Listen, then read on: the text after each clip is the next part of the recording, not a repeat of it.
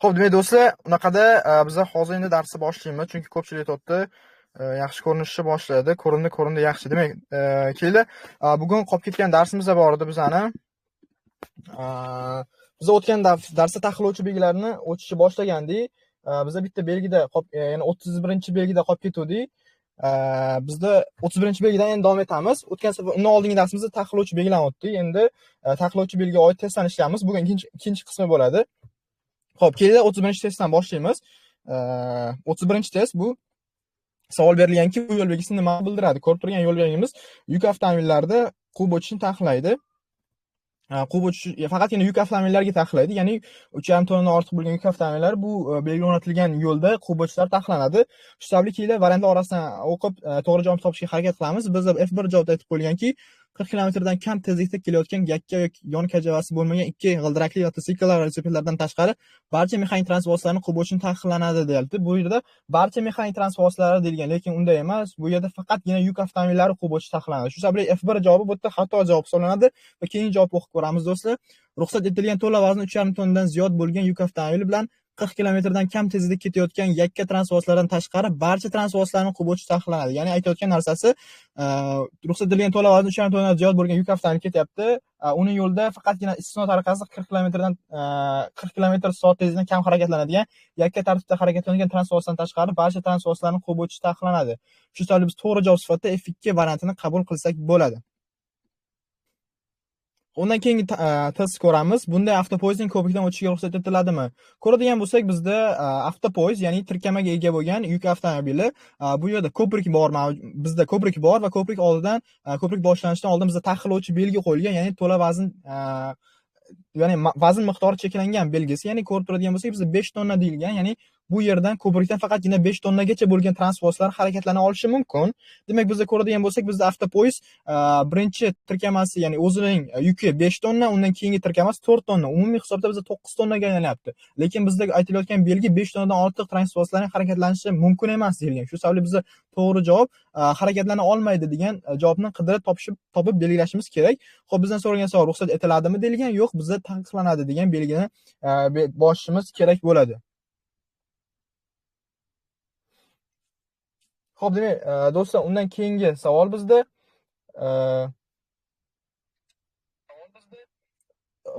33-savol. Ko'rsatilgan yo'l belgisi qaysi transport vositalariga harakatlanishni taqiqlaydi? Bu belgi o'z nomi bilan aytib qo'yilganki, mexanik transport vositalarining harakatlanishi taqiqlanadi. Demak, mexanik transport vositasi qanday transport vositasi? Bu dvigatel bilan harakatlanadigan transport vositalari mexanik transport vositalari deyiladi. Dvigatel bu oddiy so'zda aytadigan bo'lsak, motor bilan harakatlanuvchi transport vositalari deyilgan. Xo'p, barcha mexanik transport vositalariga bu javob to'g'ri, chunki biz aytayotgan bu belgining o'zi ma'nosi ham barcha mexanik transportlarga harakatlanishni taqiqlaydi. Undan keyingi F2 variantda faqat yuk avtomobillariga, yo'q, faqat yuk avtomobillariga emas.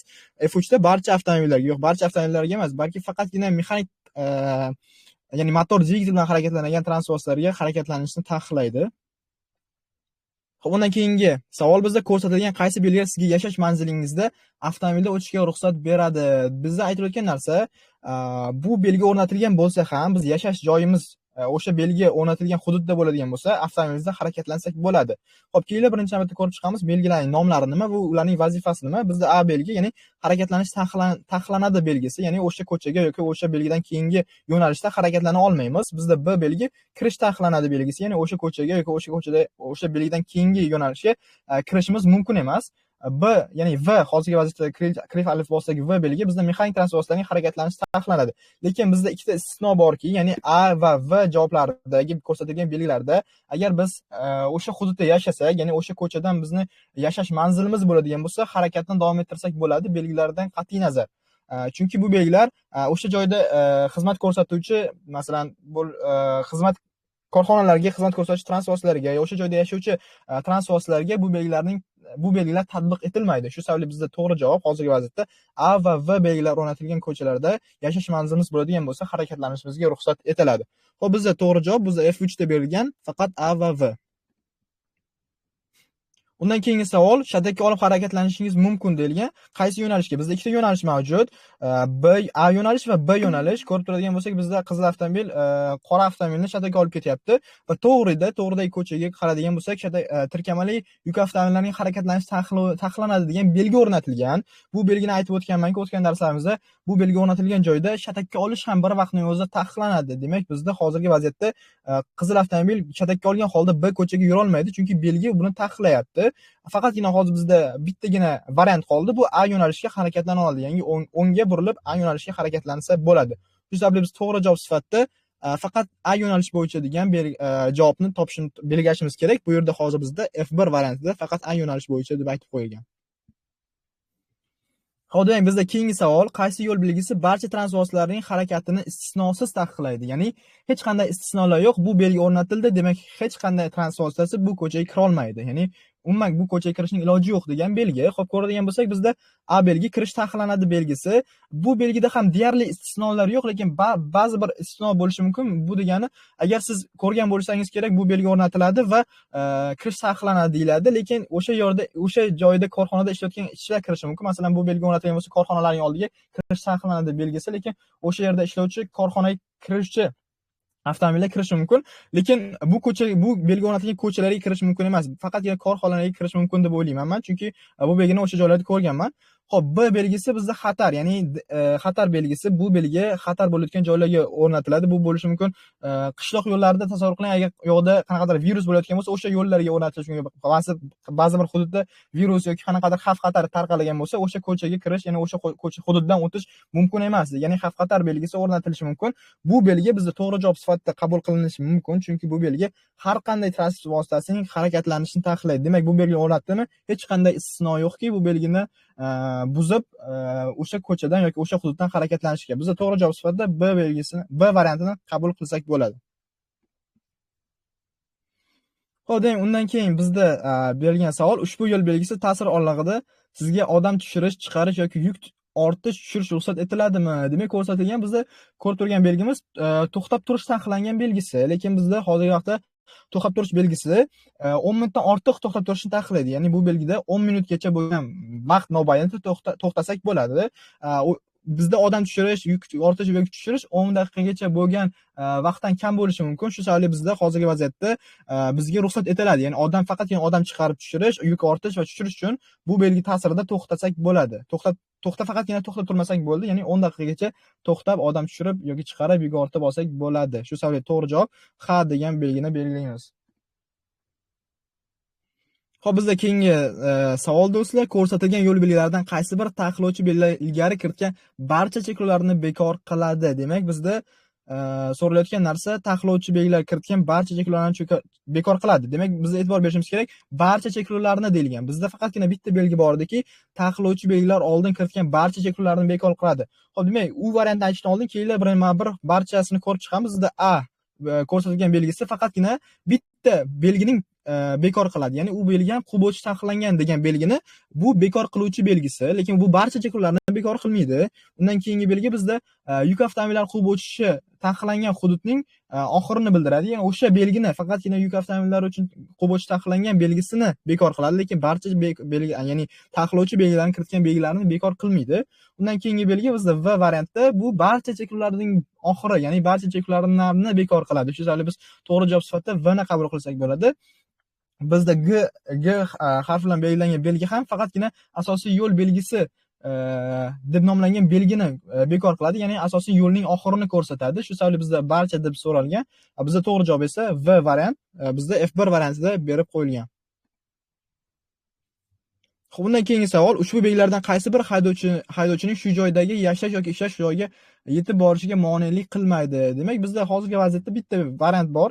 Bu ham S, bu aytib o'tganimizdek harakatlanish taqiqlanadi belgisi, lekin o'sha joyda ishlaydigan bo'lsak yoki o'sha hududda yashaydigan bo'lsak, bu belgi o'rnatilgan bo'lsa ham harakatni davom ettirsak bo'ladi.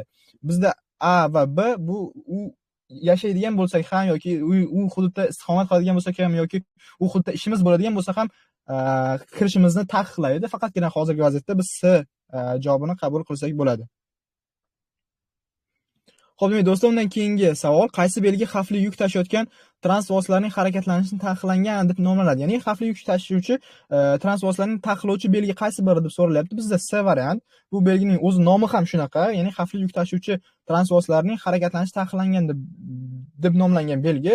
Bizda A belgi ham xuddi shu belgiga o'xshash belgi, faqatgina bu xavfli yuk tashiyotgan transvoslar deb atalmaydi. Shu sababli bu belgini qabul qila olmaymiz. Bizda faqatgina to'g'ri javob bu C varianti bo'la oladi.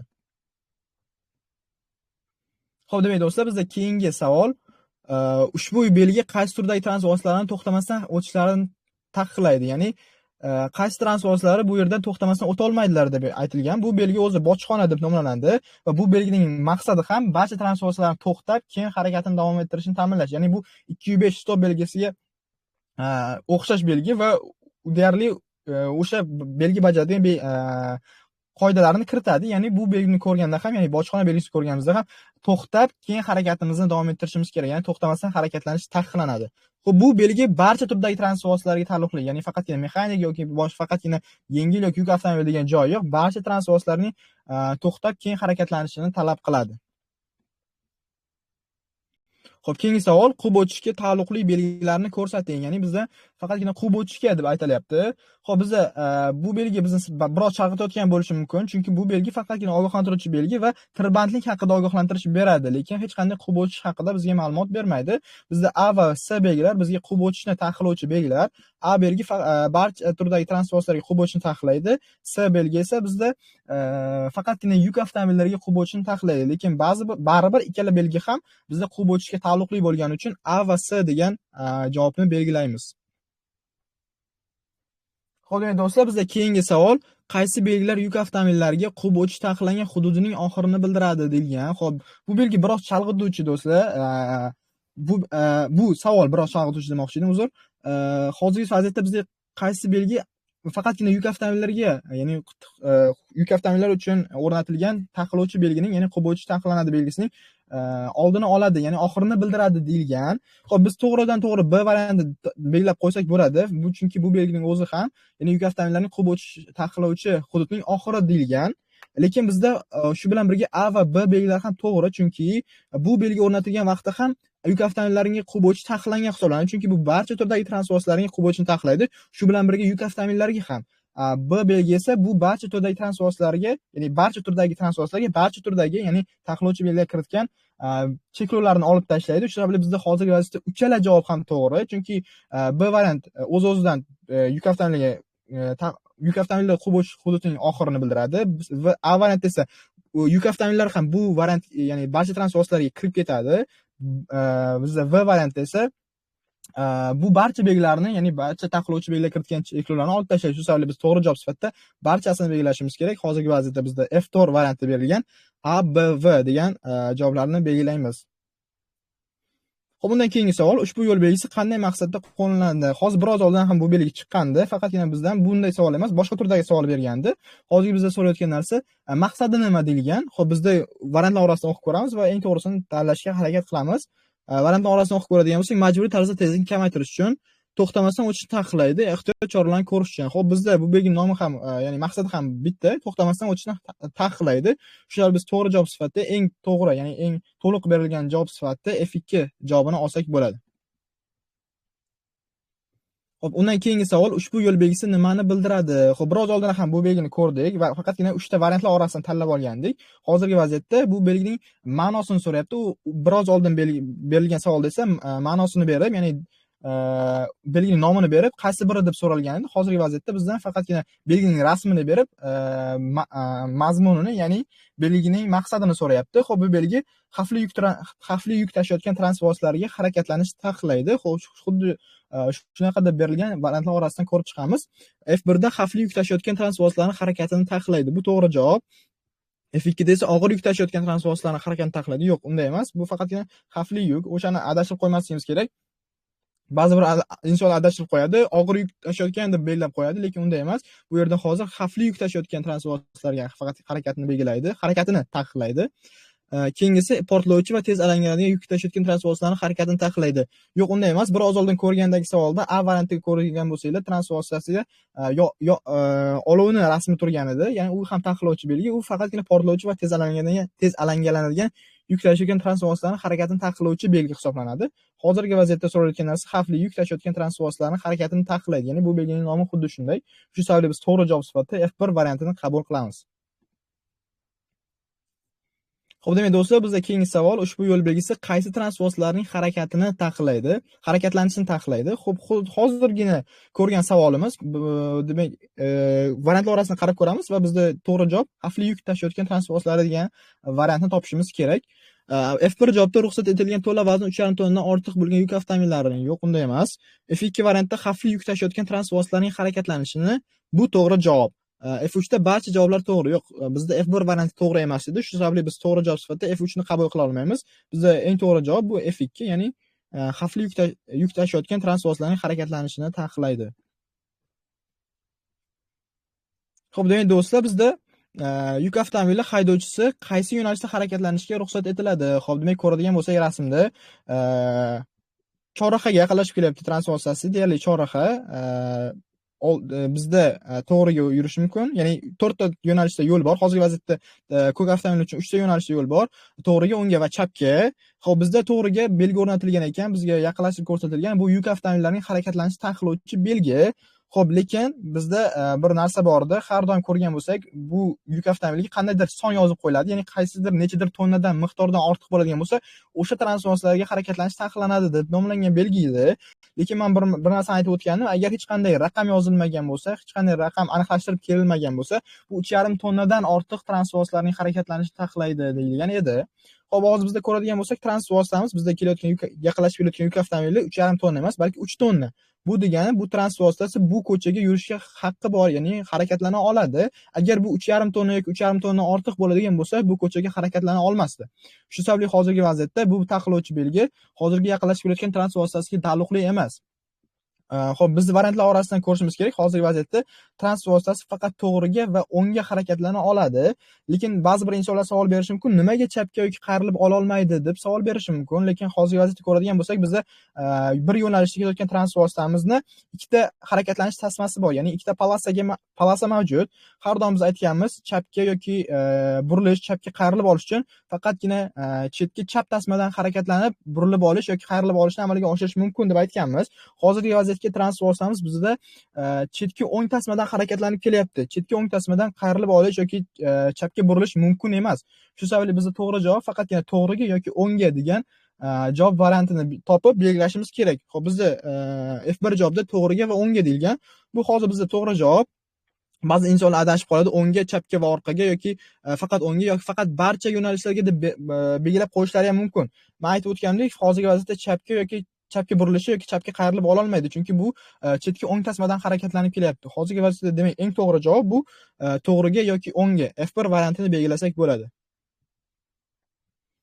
Xo'p, ushbu yo'l belgisi qanday nomlanadi? Xo'p, ko'rib turgan bo'lsak, bu belgi adashmasam bir necha marotaba keldi. Xo'p, ko'pchilik yod bo'lib ketdi deb o'ylayman. Bu xavfli yuk tashiyotgan transport vositalarining harakatlanishini taqiqlangan. Bu F1 javobda to'g'ri ko'rsatilgan. Xo'p, men keyingi savol bizda ko'rsatilgan qaysi yo'l belgisi yengil yo'nalishsiz taksilarga yo'lovchilarni tushirish chiqarish yuklarni ortish tushirish vaqtida ta'sir qilmaydi. Demak, ko'rib turadigan bo'lsak, bizda bir nechta belgilar bor. Bu belgilar deyarli bir-biriga o'xshash, lekin ma'nosi ba'zida farq qiladi. Bizda A belgisi to'xtash taqiqlangan belgisi, B esa bizda oyning juft kunlarida to'xtab turish taqiqlangan belgisi, C esa shunchaki barcha kunlarda to'xtab turish belgisi, D varianti esa oyning tog' kunlarida to'xtab turish mumkin emas deb nomlangan belgi. Bu belgilarning eslab qolishingiz uchun aytaman, bu belgilarning barchasi yengil yo'nalish taksilarga yo'lovchilarni tushirish, chiqarish, yuklarni ortish, tushirish vaqtida ta'sir qilmaydi. Shu sababli biz to'g'ri javob sifatida hammasi deb belgilashimiz kerak. Xo'p, keyingi savol, tartibga solinmagan chorrahada qaysi belgi albatta to'xtashni talab qiladi? Demak, ko'rib turgan bo'lsak, bizda 3 ta belgi bor. A, B va C. Bizda hozirgi vaziyatda to'g'ri javob B variant, chunki stop belgisi, bu belgi o'z nomini aytib qo'yibdi, 205 raqam bilan belgilanadi. Imtiyoz belgilari qatoriga, guruhiga kiradi va bizda to'xtamasdan harakatlanishni taqiqlaydi. Belgining nomi ham xuddi shunaqa. Bizdan so'ralayotgan narsa esa tartibga solinmagan chorrahada qaysi belgi albatta to'xtashni talab qiladi. Ya'ni bir marta to'xtab, keyin harakatni davom ettirsak bo'ladi. To'g'ri javob sifatida B variantini qabul qilsak bo'ladi, faqat B. Bizda ko'rib turgan belgimiz, ya'ni C. Bu belgilar bilan bu belgini juda katta farqi bor. Bu belgi axborot ishora guruhiga kiradi. Bu belgini o'sha belgilarni o'tayotgan vaqtimizda tushuntirib beraman. Bu faqatgina liniyani, ya'ni chorrahaga kirib kelayotganda stop liniyani bildiruvchi belgi. Lekin bu belgida har doim to'xtab keyin harakatlanishimiz kerak emas. Bu belgiga qarshi kelayotganimizda svetofor ishoralariga qarab, svetofor ishorasi yashil bo'ladigan bo'lsa to'xtab o'tirishimiz shart emas. Davomiy harakatni davom ettirsak bo'ladi. Faqatgina svetoforning qizil ishorasi xuddi shu belgi ko'rsatgan joyda to'xtashimiz kerak. Shu sababli B va C javoblarini adashtirib yubormang. Bizda hozirgi vaziyatda to'g'ri javob bu B. Xo'p, keyingi savol: ko'rsatilgan belgilardan qaysilarining talabi bevosita o'rnatilgan joydan kuchga kiradi? Ya'ni bizdan so'ralayotgan narsa o'sha belgidan keyin u belgi taqiqlagan barcha, ya'ni tezlik bizga kuchga kiradi, ya'ni belgidan so'ng boshlanadi deyilgan. Xo'p, bizda bir narsaga e'tibor berishimiz kerak. Ko'rib turgan bo'lsak, A va C javoblari orasida metr, ya'ni bir necha metr ko'rsatilgan, ya'ni A variantda 100 metr, C variantda 200 metr, lekin ko'radigan bo'lsak, A variantda strelkalar bilan ko'rsatilgan, C variantda esa strelkalar yo'q. Bizda strelkalar bo'ladigan bo'lsa, bu belgidan keyingi 100 metr hududni nazarda tutgan bo'ladi. Agar strelkalar bo'lmaydigan bo'lsa, 200 metrdan keyin belgining ta'sir kuchi boshlanishini ko'rsatadi. Hozirgi vaziyatda A variantda belgi 40 metr, ya'ni maksimal tezlik 40 km/soat tezligi deyilgani, belgidan keyin 100 metr davomida, 100 metrlik oralig'ida 40 km dan oshirmasligimiz kerak deyilgan. Ya'ni bu belgidan keyin darhol ishga, ya'ni ta'sir qiladi. B variantda esa bu belgi bu yerda hech qanday qo'shimcha axborot ishora belgilari yo'q, lekin xuddi shunday ham bu belgidan keyin ta'sir qilishni boshlaydi. Hozirgi vaziyatda to'g'ri javob sifatida A va B ni olsak bo'ladi, chunki bu belgilar ikkalasida ham belgi o'rnatilgandan so'ng ta'sir kuchi boshlanadi. C variantda esa aytilgan 50 km/soat tezlikdan oshmasligi kerak, ya'ni maksimal tezlik 50 km/soat tezlikda va bu 200 metrdan keyin amal qilishni boshlaydi. 200 metr yurgandan so'ng biz tezlikni 50 metrdan, ya'ni 50 km/soat tezlikdan oshirmasligimiz kerak, ya'ni darhol belgi qo'yilgan joydan boshlanmaydi. Bizda so'ralayotgan narsa talabi bevosita o'rnatilgan joyidan deyilgan. Shu sababli bizda A va B degan javoblarni belgilashimiz kerak. Xo'p, keyingi savol: mazkur yo'l belgisi deyilgan. Bu belgi qaysi guruh belgisi ekanligini topishimiz kerak. Bu belgi ko'rib turadigan bo'lsak, dumaloq shaklda, hoshiyasi qizil va ichi sariq. Ichi sariq barcha belgilar, ya'ni barcha emas, dumaloq, xuddi shu ko'rinishda dumaloq bo'ladigan, hoshiyasi qizil va ichi sariq bo'lgan barcha belgilar bizda vaqtinchalik belgilar deyiladi. Bu belgilar ko'pincha ta'mirlash ishlari olib borilayotgan joylarga qo'yiladi. Vaqtinchalik ko'chalar yopiladigan bo'lsa, o'sha ko'chaga burilmaslik haqida axborot berishi mumkin, ya'ni taqiq qo'yishi mumkin va o'z vazifasini bajarishi mumkin. Hozirgi mazkur yo'l belgisi deyilgan. Bizda mazkur yo'l belgisi vaqtinchalik belgi hisoblanadi, doimiy emas yoki mavsumiy emas, faqatgina biror bir vaqt davomida qo'yilib turiladi. Shu hozir aytib o'tgandek, qurilish bo'layotgan vaqtlarda qo'yilishi mumkin. Shu sababli biz to'g'ri javob sifatida F2 ni tanlasak bo'ladi. Xo'p, do'stlar, bizda keyingi savol: mazkur yo'l belgisi. Xo'p, mazkur yo'l belgisi bu ham vaqtinchalik belgi. Bizda belgining talabi vaqtinchalik bo'lgani bilan taqiqlovchi belgilar kabi bir xil ishlaydi. Hozirgi vaziyatda belgi aytayapti maksimal tezlik 50 km, lekin bu vaqtinchalik. Qaysidir vaqtdan keyin bu belgi olib tashlanishi mumkin. Xo'p, so'ralayotgan narsasi belgining turini, ya'ni guruhini belgilashimiz kerak. Bizda vaqtinchalik belgi hisoblanadi deb belgilasak bo'ladi. Xo'p, demak, keyingi savol. O'ylaymanki 54-savol ekan. Hozirgi yechayotgan savolimiz 54-savol.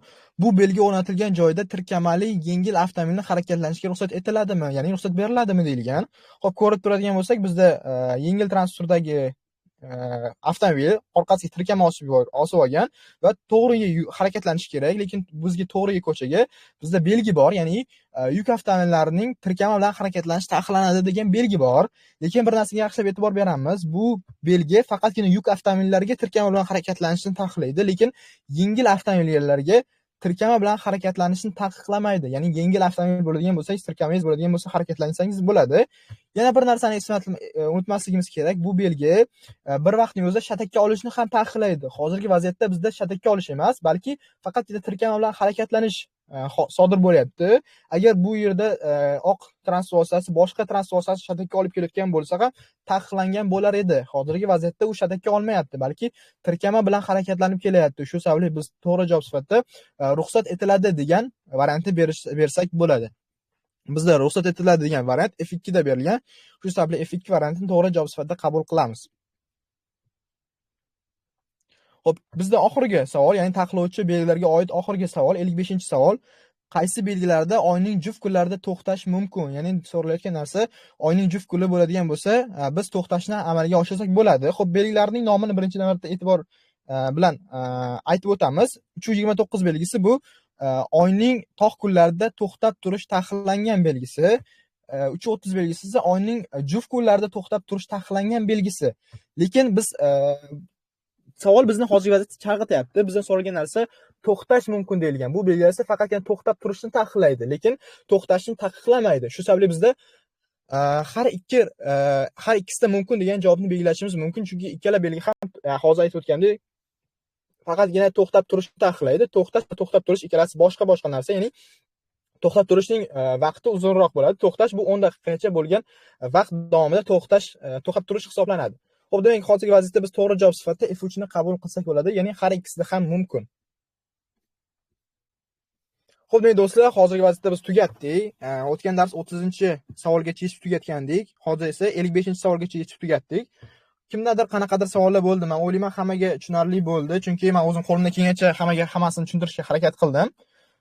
Bugun xudo xolasa barcha taqiqlovchi belgilarga oid tushadigan savollarni tugatdik. Kimdadir qanaqadir savollar bo'ladigan bo'lsa, yozib yuborsanglar bo'ladi. Men hozir javob berishga harakat qilaman.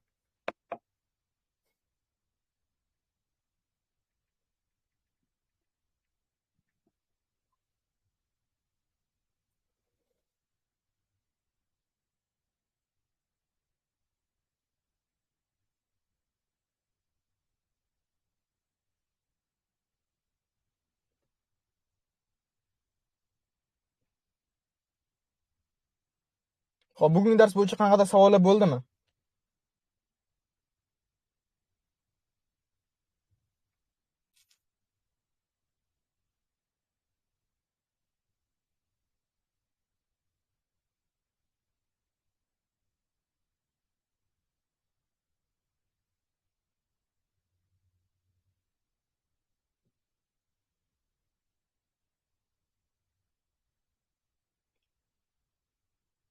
Aniq bir kun ayta olmayman necha kunda tugatishimiz haqida, lekin qo'ldan kelgancha tezlashtirgan holatda o'tishga harakat qilamiz. Lekin hozirgi vaziyatda aniq nechadir kun vaqtni aytishim hozir qiyin.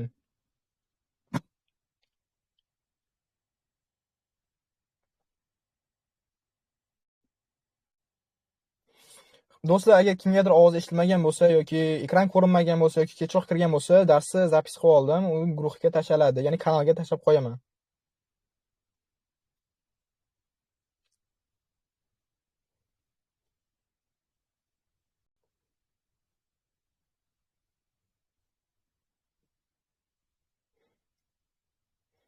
Darslar xudo xolasa har kuni bo'lyapti. 21:00 da, ya'ni har kuni bir vaqtda 9 da, kechki 9 da bo'ladi.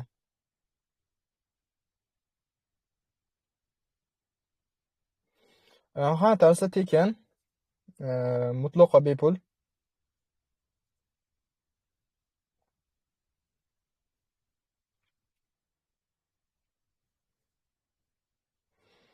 Do'stlar, aytib o'tganimdek, bu belgi rostdan ham chalg'ituvchi, ya'ni savollar ham chalg'ituvchi bo'lishi mumkin. Belgilarda ham juda ham ko'p qonun-qoidalar bor. Ya'ni ba'zi bir vaqtning o'zida taqiqlaydi, lekin bir vaqtning o'zida o'sha joyda, ya'ni ba'zi bir istisno tariqasidan ba'zi bir translyatsiyalar kirib chiqishi mumkin. Ya'ni shunaqa chalkashliklar bo'lishi mumkin. Shu sababli to'liq o'rganib olish kerak. Ya'ni qaysi belgilarda istisnolar bor, qaysi belgilar to'liq taqiqlaydi va belgilarning barcha narsasini o'rganib chiqishda deyarli qiyin bo'lmaydi.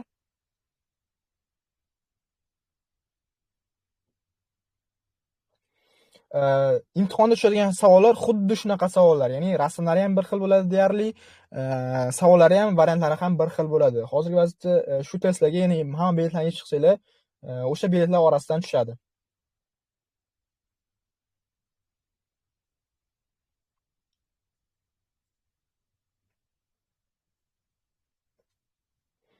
Do'stlar, biletlarni bilsanglar kerak, o'zi yo'l harakat qoidalari degan telefonda App Store da Play Marketdan yuklab olsanglar bo'ladi. O'shanda hamma biletlarni darsdan tashqari ham o'zingizlar yechib ko'raversanglar bo'ladi.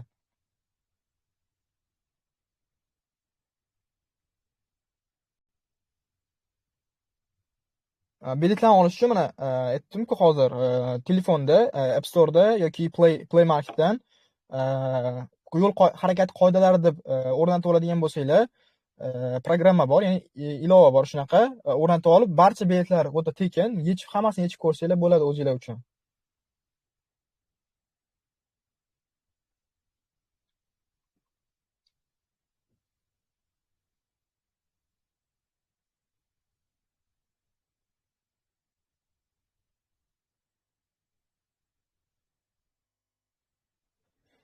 Prava o'qish 6 oy emas, adashmasam 4,5 oy.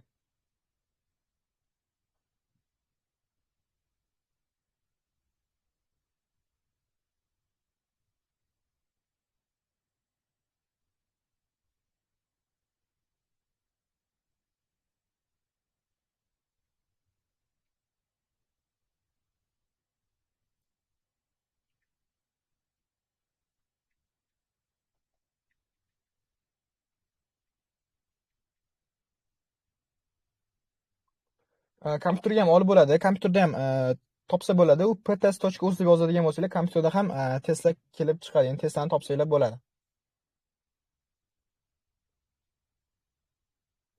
Общий 1200 taga yaqin, ancha 1200 dan ham oshgan bo'lsa kerak savollar soni.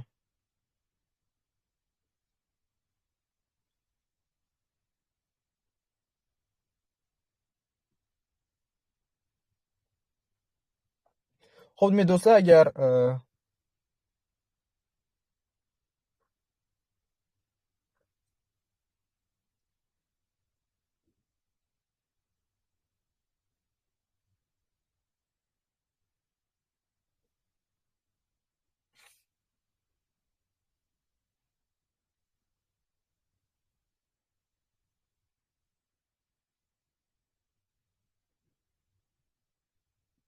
2016-yil qanaqa o'zgarishlar bo'lishini bilmayman. Faqatgina hozirgi holatda bilaman. Hozirgi holatda o'qish 4,5 oy bo'ladi. Hozirgi vaqtda avtoshkolada o'qish kerak bo'lyapti. Avtoshkolada o'qigandan keyin testga borib, birdaniga to'laydigan bo'lsak, 1 million to'lab, 2 million to'lab testga kirib chiqsak bo'ladi, ham amaliy, ham nazariyga. Lekin 2016-yilda qanaqa bo'ladi, hozir meni xabarim yo'q.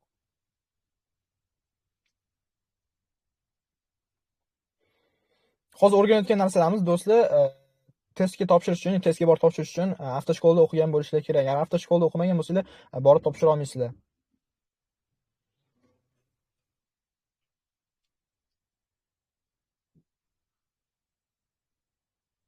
Muhimi do'stlar, men aytayotgan narsam, bizning maqsadimiz ham shu hammani savollarga tushuntirgan darsliklar sifatida o'tib, hamma savollarni yechib chiqish, hamma savollarni o'zingizlar ham yechib chiqa oladigan bo'lsanglar, bemalol borib testda topshirsanglar bo'ladi. Qayerdadir aynan o'qish yoki nimadir qilish kerak emas. Agar muhimi hamma savollarga tayyor bo'lib, hamma savollarni tushunish, hamma savollarni yecha olish. O'shanda borib bemalol topshirsanglar bo'ladi.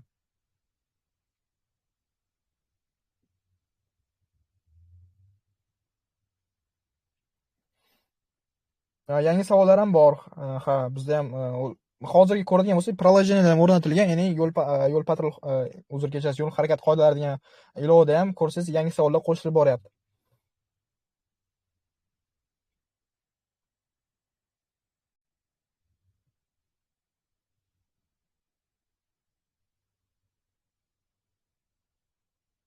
Xo'p, demak do'stlar, agar mavzu bo'yicha savollar bo'lmaydigan bo'lsa, demak shu yerda darsimiz tugatsak ham bo'ladi. Xudo xolisa ertaga ham 21:00 da ko'rishamiz va xudo xolisa yangi belgini, ya'ni yangi guruh belgisini o'tishga harakat qilamiz. Men adashmasam, keyingi belgimiz bizda yuruvchi belgilar bo'ladi. U ham juda ham muhim belgi, chunki bizga yo'lda harakatlanayotgan vaqtimizda qaysi tomonga yurishimiz, qaysi tomonga yurmasligimiz haqida ko'rsatadi. O'sha keyingi darsda hammasini to'liq o'tishga harakat qilamiz, ya'ni buyuruvchi belgilarni. Demak, hammasi tushunarli bo'lgan bo'lsa bugun mavzu bo'yicha, hammaga rahmat. Demak, shu yerda darsimizni tugatamiz. Video zapisini kanalga tashlab qo'yishga harakat qilaman.